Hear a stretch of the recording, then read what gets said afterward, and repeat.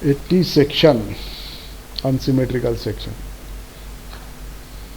दिसतंय PPT?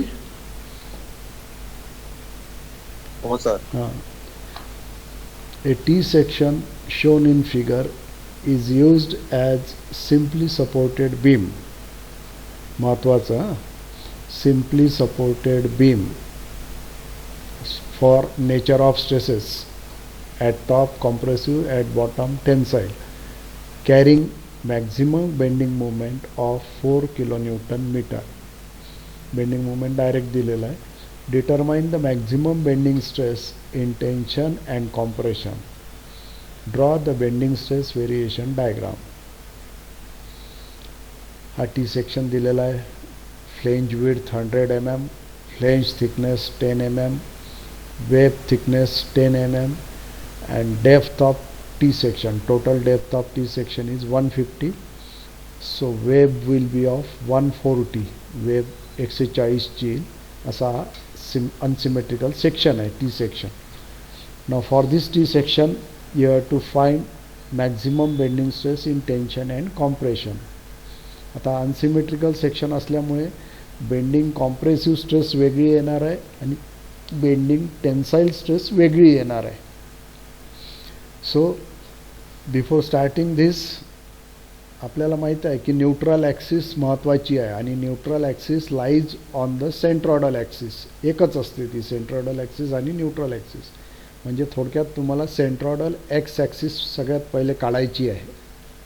त्यानंतर problem solve करण्याकरता मोमेंट ऑफ इनर्शिया लागतो. तर दुसरी स्टेप राहील याचा मोमेंट ऑफ इनर्शिया काढायचा T सेक्शनचा. And from moment of inertia and Y bar then you can calculate bending stresses, bending compressive stress and bending tensile stress. So for Y bar, this section T section is of two basic figures, number 1 wave and number 2 flange. वेबचा centroid Y1 हा 140 आहे, त्याच्यामुळे Y1 will be 70. Y2 फ्लेंजचा centroid Y2 it will be 150 minus half of 10 म्हणजे 5 mm minus करावं लागेल म्हणजे 145. किंवा असं गेलं तर 140 प्लस 5 10च्या अर्धा 5 म्हणजे 145 येणार आहे Y2. A1 एरिया तुम्हाला काढता येईल 140 गुणिला 10 वेबचा एरिया आणि फ्लेंजचा area 100 multiplied by 10. So A1 A2 Y1 Y2. So A1 140 into 10, A2 100 into 10, Y1 140 divided by 2 Y1, Y2 140 plus 10 by 2, so 145 mm from bottom. 140 plus 5 145 mm, and from these values Y1 Y2 A1 A2 Y bar, using the formula it is 101.25 mm. So again I will repeat, these values are most important, Y1 Y2. पूर्ण problem या दोन व्हॅल्यूवर depend करते. महत्त्वाचे calculation Y1 Y2 हे चुकायला नको. Hence now moment of inertia. दुसरी step, moment of inertia about centroidal x axis of given section. ही झाली तुमची सेंट्रॉयडल एक्स ॲक्सिस किंवा न्यूट्रल ॲक्सिस. सध्या याला एक्स ॲक्सिस म्हटलं आहे, मोमेंट ऑफ इनर्शिया काढतो आहे म्हणून. यालाच मी न्यूट्रल ॲक्सिससुद्धा म्हणणार आहे. आता या ॲक्सिसवर मोमेंट ऑफ इनर्शिया काढायचा आहे. वाय बार आपण काढला आहे, Y1 Y2 काढलेला आहे.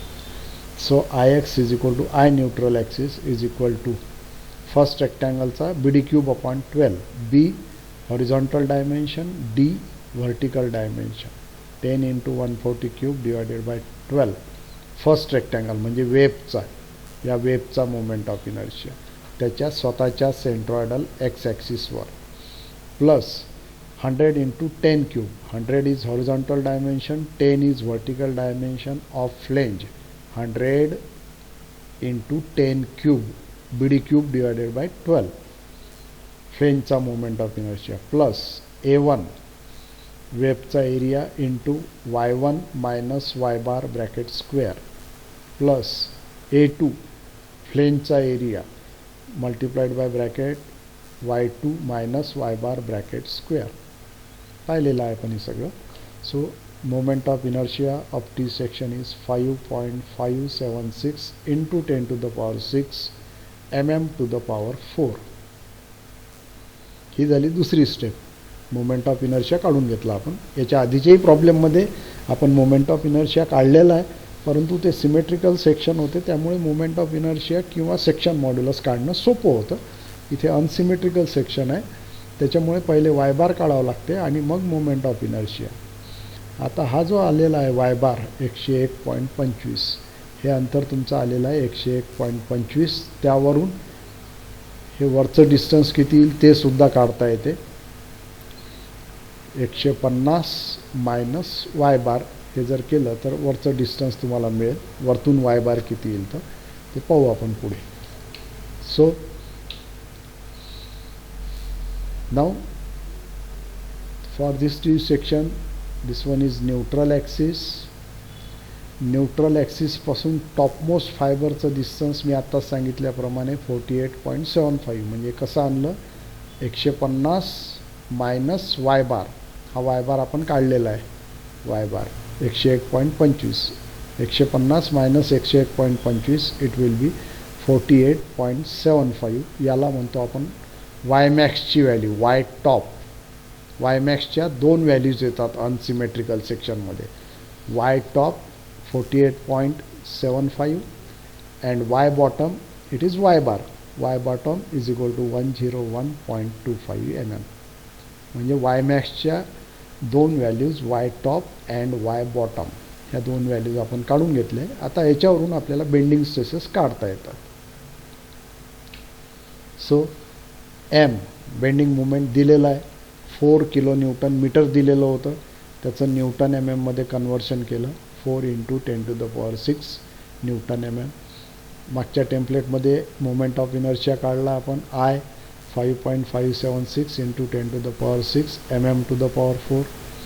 Y top is equal to 150 minus 101 म्हणजे वाय बार. वाय टॉप म्हणजे y total depth d minus y bar. So it is 48.75 mm. Y bottom is Y bar 101.25 mm. So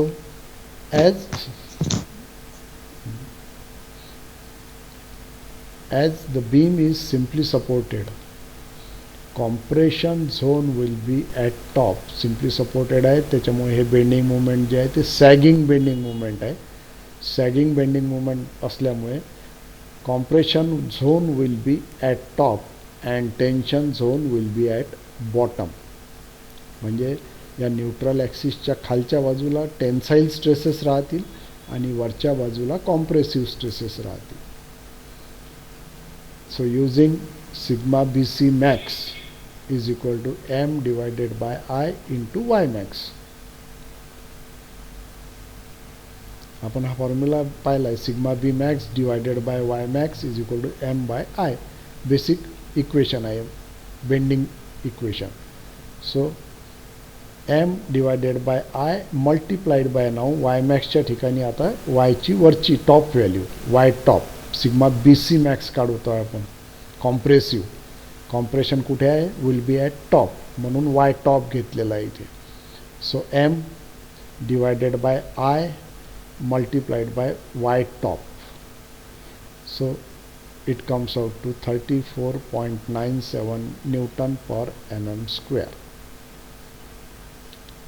तसंच तुम्हाला बॉटमला जी tensile stress येईल ती पण काढता येते using the same equation. Sigma b t max is equal to m divided by I multiplied by y max. Same formula. फक्त इथे y max आपण वाय टॉप घेतला होता. इथे वाय मॅक्स आपल्याला वाय बॉटम घ्यावं लागेल. M divided by I multiplied by y bottom. Y b इथे दाखवल्याप्रमाणे हा y b y bottom. So it is m divided by I multiplied by y bottom 101.25. So it comes out to 72.63 newton per mm². Y बॉटमची value 101 आहे, 101.25 आणि Y टॉपची value 48.75 आहे. त्यामुळे टॉपची compressive stress कमी आहे as compare to bottom tensile stress. ही 72.63 आली आहे, ही 34.97. कारण की आपण पाहिलं आहे sigma b is proportional to y distance. Sigma b upon y is equal to constant. तर त्यावरून या स्ट्रेसेस कमी जास्त येतात अनसिमेट्रिकल सेक्शनचे. सिमेट्रिकलमध्ये ह्या दोन्ही सारख्या येतात म्हणून आपण वेगवेगळ्या काढत नाही. इथे मात्र ह्या वेगवेगळ्या काढावं लागतात, टॉपची स्ट्रेस आणि बॉटमची स्ट्रेस. आता फक्त या मॅग्निट्यूड या राहतील, फक्त इथे सिम्पली सपोर्टेड आहे त्याच्यामुळे टॉपला कॉम्प्रेशन आणि बॉटमला tension. So these are the stresses and from these stresses this is the bending stress distribution diagram. ही सेक्शनची सेंट्रॉइडल ॲक्सिस किंवा न्यूट्रल ॲक्सिस इथे 0, लिनियर व्हेरिएशन. वरच्या बाजूला हा वाय टॉप, तिथे स्ट्रेस आलेली आहे 34.97 MPa, आत्ताच आपण कॅल्क्युलेट केली. हे वाय बॉटमला स्ट्रेस आलेली आहे 72.63. इथे युनिट चुकलेलं आहे.